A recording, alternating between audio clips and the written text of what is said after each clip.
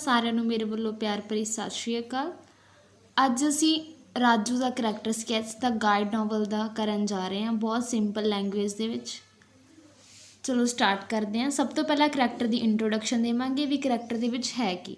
ਆਰਕਿਨ Ryan is a great writer of characters. Arkin Ryan ਨੇ ਲਿਖਿਆ ਹੋਇਆ ਇਹ, ਉਹ ਕੀ ਇੱਕ ਰਾਈਟਰ ਹੈ ਇਸਦਾ, ਗ੍ਰੇਟ ਕਰੈਕਟਰਸ ਦਾ। His characters are based on the psychological treatment. ਜਿਹੜੇ ਉਹਦੇ ਕਰੈਕਟਰਸ ਨੇ ਉਹ ਕਿਤੇ ਡਿਪੈਂਡ ਕਰਦੇ ਨੇ ਮਨੋਵਿਗਿਆਨਿਕ ਤਰੀਕੇ ਨਾਲ। All his characters are real and life like. ਉਹਦੇ ਸਾਰੇ ਜਿਹੜੇ ਕਰੈਕਟਰਸ ਨੇ ਉਹ ਰੀਅਲ ਹੁੰਦੇ ਨੇ ਅਤੇ ਆਪਣੀ ਆਮ ਜ਼ਿੰਦਗੀ ਦੀ ਤਰ੍ਹਾਂ ਹੁੰਦੇ ਨੇ। ਦਸ ਹਿਸ ਕਰੈਕਟਰਸ ਆਰ ਇਮੋਰਟਲ ਕਰੈਕਟਰਸ। ਇਸ ਤਰ੍ਹਾਂ ਉਹਦੇ ਕਰੈਕਟਰ ਨੇ ਜਿਹੜੇ ਅਮਰ ਰਹਿਣ ਵਾਲੇ ਕਰੈਕਟਰ ਹੁੰਦੇ ਨੇ।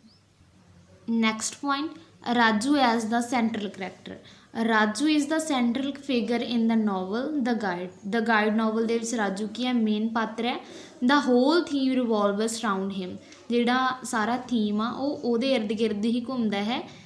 ਰਿਵੋਲਵਸ ਹੁੰਦਾ, ਘੁੰਮਦਾ, ਅਰਾਊਂਡ ਹੁੰਦਾ, ਦੁਆਲੇ। He dominates from the beginning to the end of his novel.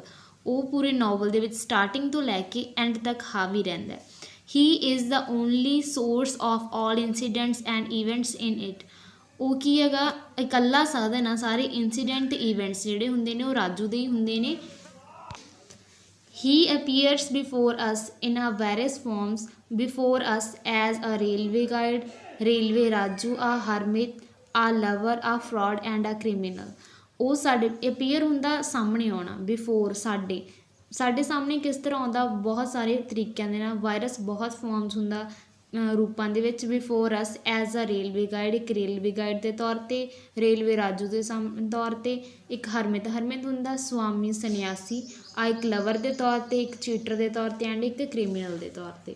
Next point ਇਸ ਦੇ ਕਰੈਕਟਰ ਦਾ ਹੈ Raju as a complex character. Complex ਹੁੰਦਾ ਗੁੰਝਲਦਾਰ। ਰਾਜੂ ਇੱਕ ਗੁੰਝਲਦਾਰ ਕਰੈਕਟਰ ਆ।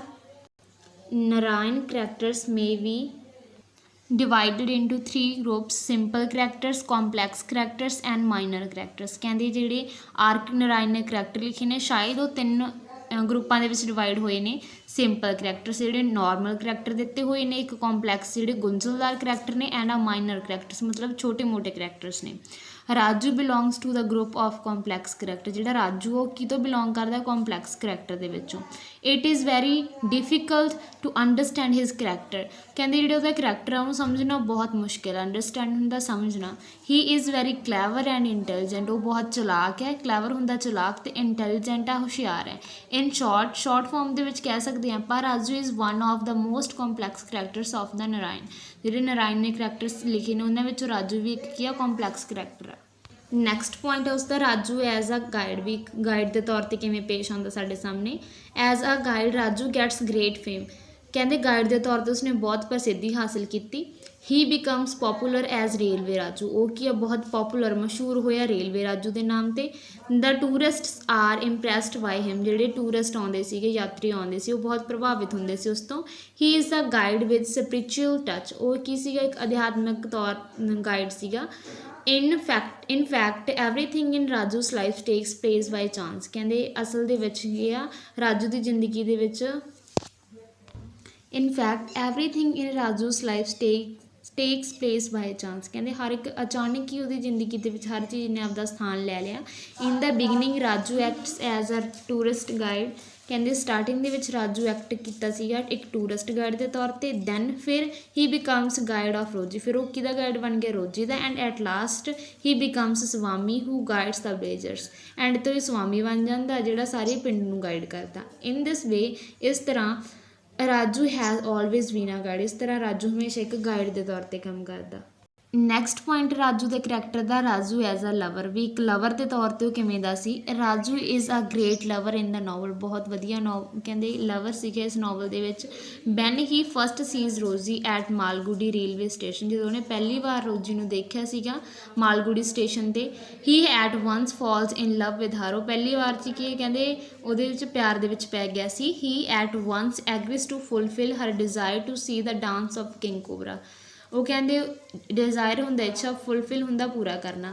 ਕਹਿੰਦੇ ਉਹ ਐਗਰੀ ਹੋ ਗਿਆ ਸੀਗਾ ਵੀ ਮੈਂ ਤੇਰੀ ਜਿਹੜੀ ਇੱਛਾ ਹੈਗੀ ਕੋਬਰਾ ਡਾਂਸ ਦੇਖਣ ਦੀ ਉਹ ਪੂਰੀ ਕਰ ਦੂੰ। ਐਜ਼ ਅ ਲਵਰ, ਇੱਕ ਲਵਰ ਹੋਣ ਦੇ ਨਾਂ 'ਤੇ ਹੀ ਵਿਨਸ ਹਰ ਹਾਰਟ, ਉਹਨੇ ਉਹਦਾ ਰੋਜ਼ੀ ਦਾ ਦਿਲ ਜਿੱਤ ਲਿਆ ਸੀ। He regularly seduces her by flattering and paying her bold compliments, ਉਹ ਹਮੇਸ਼ਾ ਉਹਨੂੰ ਲੁਭਾਉਂਦਾ ਰਹਿੰਦਾ ਸੀਗਾ ਉਹਦੇ ਨਾਲ ਫਲਰਟ ਕਰਕੇ ਅਤੇ ਉਹਨੂੰ ਕੀ ਆ ਕੰਪਲੀਮੈਂਟਸ ਦੇ ਕੇ, ਝੂਠੀਆਂ ਤਾਰੀਫਾਂ ਦੇ ਕੇ। As a lover Raju is bold and sincere, lover ਦੇ ਤੌਰ 'ਤੇ ਇੱਕ ਬੋਲਡ ਅਤੇ ਸੰਸੀਅਰ ਆ ਹਮੇਸ਼ਾ।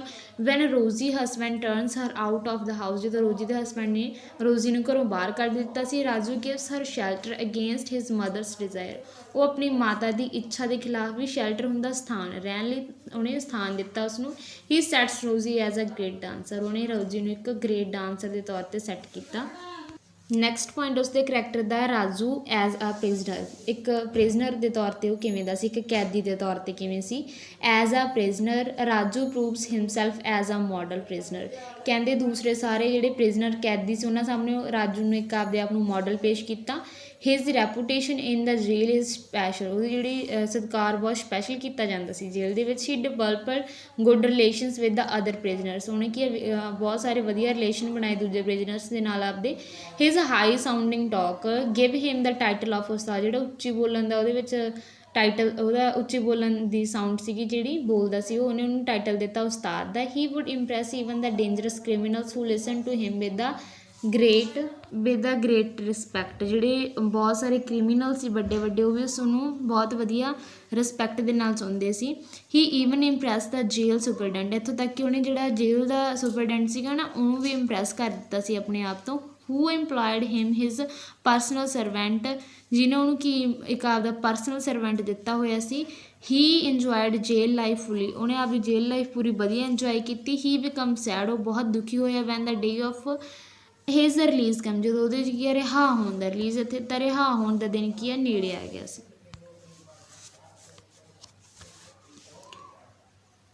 ਨੈਕਸਟ ਪੁਆਇੰਟ ਉਸਦਾ ਹੈ ਰਾਜੂ ਐਜ਼ ਅ ਸਵਾਮੀ, ਹੁਣ ਸਵਾਮੀ ਦੇ ਤੌਰ 'ਤੇ ਉਹ ਕਿਵੇਂ ਪੇਸ਼ ਆਉਂਦਾ ਨਾਵਲ ਦੇ ਵਿੱਚ। Raju's role as a Swami is very dramatic. After coming out of jail he has no arrangement of food and shelter, ਕਹਿੰਦੇ ਜਿਹੜਾ ਰਾਜੂ ਦਾ ਰੋਲ ਆ ਸਵਾਮੀ ਦੇ ਤੌਰ 'ਤੇ ਬਹੁਤ ਕੀ ਆ ਡਰਾਮੈਟਿਕ ਸੀਗਾ। ਇਸ ਤੋਂ ਬਾਅਦ ਕਹਿੰਦੇ ਜਦੋਂ ਜੇਲ੍ਹ ਤੋਂ ਬਾਹਰ ਆਉਂਦਾ ਉਹਦੇ ਕੋਲ ਨਾ ਤਾਂ ਖਾਣ ਨੂੰ ਭੋਜਨ ਸੀ ਅਤੇ ਨਾ ਰਹਿਣ ਨੂੰ ਸਥਾਨ ਸੀ, ਕੋਈ ਅਰੇਂਜਮੈਂਟ ਨਹੀਂ ਸੀ। Listening to the remark of the barber ਸੀ ਜਿਹੜਾ ਨਾਈ, ਉਹਦੀ ਗੱਲ ਸੁਣ ਕੇ he decides to play the role of Swami, ਉਹਨੇ ਡਿਸਾਈਡ ਕੀਤਾ ਵੀ ਮੈਂ ਕੀ ਹੈਗਾ ਕਿਹਦਾ ਰੋਲ ਅਦਾ ਕਰੂੰਗਾ ਸਵਾਮੀ ਦਾ। In this way by chance he gets popularity as a Swami, ਕਹਿੰਦੇ ਅਚਾਨਕ ਹੀ ਕੀ ਉਹਨੂੰ ਪੋਪੂਲੈਰਿਟੀ ਮਿਲ ਗਈ, ਮਸ਼ਹੂਰੀ ਮਿਲ ਗਈ ਕੀ ਆ ਸਵਾਮੀ ਦੇ ਤੌਰ 'ਤੇ। In this way his main problems of food and shelter comes to an end, ਇਸ ਤਰ੍ਹਾਂ ਕੀ ਹੈ ਕਹਿੰਦੇ ਉਹਦੀ ਜਿਹੜੀ ਪ੍ਰੋਬਲਮ ਸੀ ਮੁਸ਼ਕਿਲ ਸੀ ਫੂਡ ਅਤੇ ਸ਼ੈਲਟਰ ਦੀ ਉਹ ਖ਼ਤਮ ਹੋ ਗਈ। all went well for some years, ਸਾਰਾ ਕੁਝ ਸਹੀ ਚੱਲ ਰਿਹਾ ਸੀ, ਕੁਝ ਸਾਲਾਂ ਤੱਕ ਸਹੀ ਚੱਲਦਾ ਰਿਹਾ। But circumstances compelled him to perform fast, ਪਰ ਜਿਹੜੇ ਉਹਦੇ ਹਾਲਾਤ ਸੀ ਉਹਨਾਂ ਨੇ ਉਹਨੂੰ ਮਜਬੂਰ ਕੀਤਾ ਵੀ ਤੂੰ ਕੀ ਆ ਫਾਸਟ ਵਰਤ ਰੱਖ। Due to this fast Raju grows weak and at last he sinks in the river, ਕਹਿੰਦੇ ਇਸ ਡਿਊ ਦਾ ਦੌਰਾਨ, ਇਸ ਫਾਸਟ ਦੇ ਇਸ ਵਰਤ ਦੇ ਦੌਰਾਨ ਰਾਜੂ ਕੀ ਆ ਕਮਜ਼ੋਰਾ ਹੋ ਗਿਆ ਅਤੇ ਉਹਨੇ ਕੀ ਆ ਨਦੀ ਦੇ ਵਿੱਚ ਛਾਲ ਲਗਾਤੀ। ਇਸ ਤੋਂ ਬਾਅਦ ਐਂਡ 'ਤੇ ਕਨਕਲੂਜ਼ਨ ਸਿੱਟਾ ਕੀ ਨਿਕਲਦਾ, ਦਸ Raju is a very interesting and moving character. Raju ਕੀ ਹੈ ਇਸ ਤਰ੍ਹਾਂ ਬਹੁਤ ਇੰਟਰਸਟਿੰਗ ਅਤੇ ਮੂਵਿੰਗ ਕਰੈਕਟਰ ਆ। ਮੂਵਿੰਗ ਮਤਲਬ ਜਿਹੜਾ ਮੂਵ ਕਰਦਾ ਰਹਿੰਦਾ, ਕਦੇ ਲਵਰ ਦੇ ਤੌਰ 'ਤੇ ਪੇਸ਼ ਆਉਂਦਾ, ਕਦੇ ਗਾਈਡ, ਕਦੇ ਸਵਾਮੀ ਦੇ ਤੌਰ 'ਤੇ। ਹੀ ਇਜ਼ ਰੀਅਲੀ ਵੈਰੀ ਕੰਪਲੈਕਸ, ਸੱਚੀ ਉਹ ਬਹੁਤ ਗੁੰਝਲਦਾਰ ਕਰੈਕਟਰ ਆ। It is he who is the hero of the novel, ਕਹਿੰਦੇ ਉਹੀ ਹੈ ਜਿਹੜਾ ਕੀ ਆ ਨਾਵਲ ਦਾ ਹੀਰੋ ਆ।